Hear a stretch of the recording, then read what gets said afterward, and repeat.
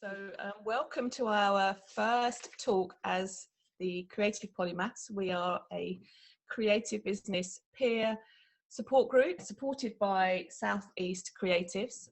We're here today to do a little talk about community, how it impacts our business, how it affects our business, and how essential it is. I'm Susan McKenna of Threadbare Woman, which is my creative practice, and I also run FAF, which is an illustrated giftware business, among other things. This is why we're called Creative Polymaths, because most of us do loads of stuff because we're creatives and we just can't keep to one thing, much to our detriment often, but also our superpower. Right, I think everybody should introduce themselves. Shall we go around the room? Hi, I'm Maria Smith. I have a business called The Lemon Hound. I'm a florist and a teacher of textiles. Hi, I'm Philippa Wall. I'm the Southeast Creatives Local Coordinator for Kent, and I also wear my other hats, which include I run an organisation called Threads, which is an arts organisation. Hi, I'm Ruby of Blue Gold Studio, and I'm a community artist. Hello, I'm Charlotte and I'm owner of Moo Like a Monkey, which is a children's physical shop and online shop. Hi, I'm Martha. I'm a video producer and one half of Paperboat Documentaries, and we make videos for businesses and brands. Hi there, I'm Sarah and I'm an artist working mainly in the field with mental health, and I'm a graphic designer and also run Keto Studios. Fantastic. We also have Katie Lockie, who's in our group from Moo. No, she's not from Moo. It's all these M's from Milk and Moon, but she can't be with us today. Let's get stuck in with our first question. So, what niche community is an essential part of your business or creative practice? Charlotte, shall we come to you first with that? Well, you'd think, well, it's parents, but it's not just parents. People who have children, it's people who have children in their lives, because we're more of a gifting business, so it's grandparents and relatives and friends of people who have babies and children, the main community that we access. Anybody else? Sarah, how about you? How does your community, what's your community look like? Well, yeah, mine is kind of back to front because I've got my own experience of mental illness. So that led me to various communities and who then fostered my creativity. And I work with a gallery called Bethlehem Gallery, which is in a hospital environment. And they've introduced me to lots of other partners. So that's really helped me. My work is a lot of project-based work, which I get through word of mouth. So obviously having that kind of network of people has really been useful. Brilliant. Martha, how about you?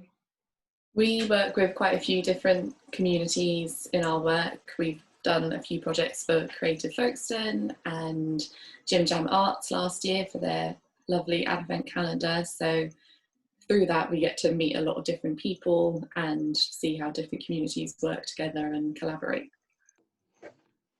Brilliant. So communities already we are seeing are quite varied for our tiny businesses. So next I'd like to ask how you use or access this community and maybe a network to support your small business. Who's going to go answer that? Let's have a look. Maria. Well, being part of this group, actually, with the Creative Polymath, has been a massive support to me personally. We meet once a month, at least once a month. We have a WhatsApp group, which we can share ideas, or if we need some help in something, we just call out, and you know, there's always a helping hand. This has been a really great support for me. Philippa, how about you? Hi, yeah, I use sort of peer networks as a real foundation in lots of ways of working, and I think that the way that it supports us in this group has been really about accountability and keeping on track with goal setting. But then within my own organisation, it can be a real support in terms of development as well. So yeah, I think that's definitely a way that I've accessed it. Great. Charlotte? Well, our shop is based on the old high street, and there's a whole street full of shops and restaurants and cafes. We've all got similar size, similar type businesses, but we're all quite isolated because you go to work, you open up your shop and you sit in your shop on your own all day, and sometimes you don't see a neighbour for weeks, even though you're working next door. So there's a community of us. We've all got this thing in common. So we now have a WhatsApp group, and we're constantly talking and asking about, like someone got a letter from the council and just asked on the group, what does it mean? And we all sort of decoded it together. And there's also, we have a separate offshoot group, which is like an alert system. So if you're in the shop and you have a shoplifter, you can warn everyone up the end of the street, tell them what they're wearing. They can all look out for that person. Or if you have someone's done something in your shop or smashed a window, everyone will just send you their CCTV footage because they'll follow them up the street. Or if you feel that you've got someone being threatening in your shop and you can't quite get to call the police, you could just under the table just doing a little alert, and someone from the next door will just run in and be with you. So there's a safety community, and there's a sort of a business bouncing ideas off community. Oh, that's brilliant. I think it's really interesting there. It shows that how community varies, even with those small chats. Sometimes it's about building a community to sell your product, and sometimes it is literally to support you as a business owner when you're working on your own. Sarah, did you want to add something to this as well? Well, yeah, we've got the Daughters of Industry Collective, and we've used it in various different ways. It basically makes a lot of events a lot more fun because you're just working with your friends, and you can use each other to find new opportunities, and also like switching in and out of roles within that kind of group. You know, when we had a pop-up shop, we all took it in turns. It was a rota system to open the shop, so it makes a lot of things more accessible for you because you don't have to do them all on your own. And yeah, all the other ways in which people have said that you would get that support from a group. So I think we're just highlighting how important community is, particularly when you're a small biz and often you're working on your own and you don't have a big company behind you or lots of peers. We need this, don't we? So did you find your community or your network was even more vital during COVID when the world kind of tipped upside down for a bit? Ruby, we haven't heard from you yet. Yeah, I think as a relatively new kind of freelancer, COVID really kind of disrupted my flow, and I was just getting started with lots of new and potentially a little bit scary things anyway. So it was already a bit of an unknown time. And just knowing that I had the support of these local people, you guys, that I could kind of chat to and work through problems. Lots of you have done things that I haven't done. So sort of gaining advice from people that have been through the problems I'm facing now before was just really, really beneficial, especially with like a lack of colleagues, which I'm so used to working in kind of an office environment and having colleagues. But yeah, not having that, I really felt that was missing. So being able to chat to people on a regular basis was just really, really helpful to me, I think. Big support. Brilliant. Who else? Sarah, how about you? yeah, so quite specifically during COVID, I've had quite a lot of mental health support within which kind of relates to the work that we do in the business, as well as just personal kind of support that we need. So I'm part of a group that was set up by a guy called James, who is known as the vacuum cleaner. So he set up a group called Mad Artist Mutual Aid, which is a WhatsApp group. But it's not only has it given opportunities like for funding and things, because again, people share those opportunities, but mostly I would say it's actually been a support of like how we navigate COVID. And then also I've been very anxious about what does it look like when we come out the other side of COVID as a creative. and how can we have more like agency and control over the work that we do. So so there's quite a few groups that I've been part of within that kind of field that have been personally beneficial as well as for my creative practice. Brilliant. I'm just thinking here, I'm going to add in another question. So I'm not going to freak you all out because you don't know, but I did write this one. I'm just saying, how has your, do you feel that your communities and your networks have perhaps strengthened your business during or since lockdown? Do you feel that you are more resilient now? And what part has your community played in that? Anybody want to go anywhere? I'm going to go to Charlotte, while everyone else can think. From a purely practical and financial point of view, that group I mentioned about the shop owners on the old high street, we were all suddenly in crisis because we had to close, and financially it was a complete mess. And we were sort of advising each other on funding opportunities we'd heard about and kind of deciphering what the government was saying in their announcements. And there was 2 or 3 extra grants and loans and things that I actually hadn't heard about or didn't understand about. And all my information, all my practical financial funding information was coming from this group. So that was really important. I wouldn't have got any of the grant. So another opportunity when we really do lean on, in tough times, we lean on our various communities. Anybody else feeling their business feels a little bit more resilient now? Charlotte, do you want to? Not Charlotte, just been Charlotte, wait, Sarah. Yeah, so I think obviously everyone's been working a lot more on Zoom and kind of finding digital ways. So I think that's something that communities have helped a lot with. So for me, accessing meetings online has been more accessible because I'm able to turn up and I don't have that issue with like leaving the house and going into London to meet with people. And so it's opened up this whole other world, other way of communicating. And I think we've all been sort of working through that together. And that's led to like me doing online workshops, online consultations and advisory groups and everything, which I might not have been involved in before because I wouldn't have been able to in person. And that's really helped develop my kind of communities and my way of working. Brilliant. I think realizing that we don't often realize how strong our community is around us until we have some form of a crisis, whether it's people to lean on or it's your customers buying stuff. I think that's really interesting.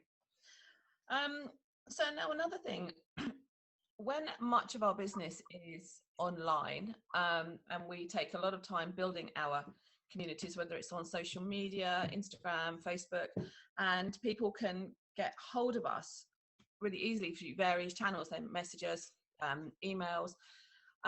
Sometimes there's a tendency to feel that you are constantly available and customers are expecting you to reply to messages at 11 o'clock at night. When you put yourself across as being super friendly, people often feel they know you perhaps more than you want them to, because you're trying to keep boundaries of work and personal life separately. How have you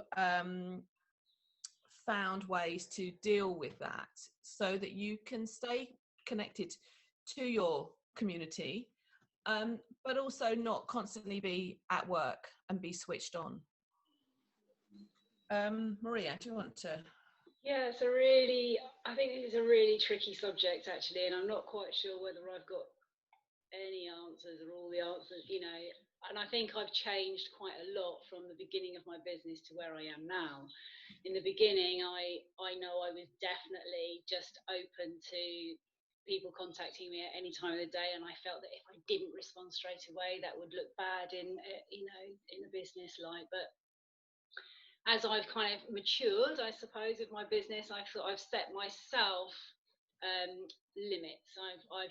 What I do is I make sure I only check and answer my emails maybe once or twice a day, and I might do that Monday to Friday. And I think that actually, to say over the weekends, that's it's okay not to respond. I think people have to kind of understand, that, I mean, what I also do is when I meet my clients, I teach, as you know, I teach workshops. What I do is I tell them about my Facebook group, and I try and direct the communications through that. So perhaps I'm not being approached personally, like through Instagram, and if I am, then I try and get them over to the group where I can answer, other people can answer. Do you know what I mean? So yeah, it's a tricky one. I don't know if there are any really great pearls of wisdom to offer. A work in process of yeah, absolutely. Yeah, it's. Philippa, I'm getting better at it. Yeah, I think sort of echoing what Maria's just said there, it's extremely difficult. It's something I think we're all trying to get better at, and also communicate our progress to others as well, because sometimes that can help with everyone else. Actually, Sarah and I did we had a really great conversation about this, because it is such a big topic. Definitely don't feel we're experts by any stretch, but yeah, if you definitely check out our talk on boundary setting, I think that would be a bit more kind of in depth than probably what we could manage on this chat today. But yeah, it's huge. Yeah, we could go and look forward to that talk. That'll be great. Right, I think we've just got one last question. So we all work in slightly different ways. Some of us in this group with community arts, creative arts, charities and things. Some of us run our own product-based businesses.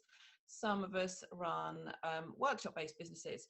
So how does community differ if you're working in a participatory arts contest to, say, a products-based business? Ruby, do you want to jump in on this? Yeah, so I work a lot in the community. I'd say I was more of a community artist than a business owner as such. And you're really dependent on your community when you're working in that way. So when you're putting on workshops or hoping to hold events, you really need the community to be a part of that. The engagement side is so important, because if they don't come, you don't have a thing.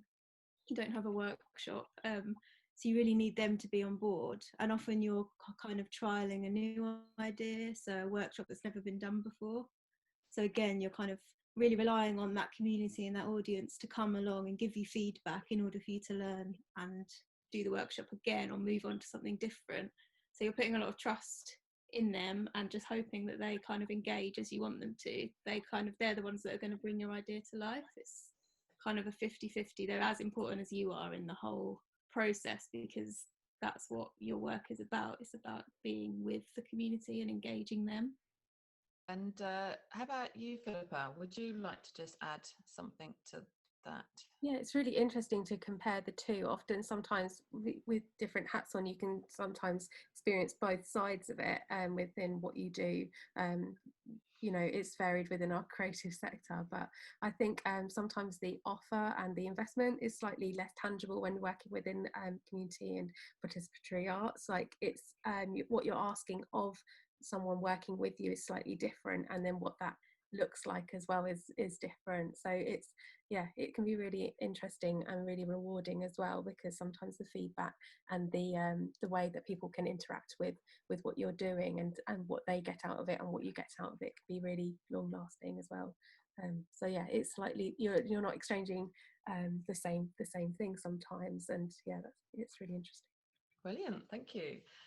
I think what we've highlighted there is really how essential community and network is to our tiny small businesses, but also how varied they are. We could probably go on forever. I'm sure after we finish we'll think of all other ways that our communities help us, but I think we'll finish there. Can I say thank you to all my fellow creative polymaths for showing up today and answering those questions. Thanks to South East Creatives for supporting this, and thank you to everyone watching.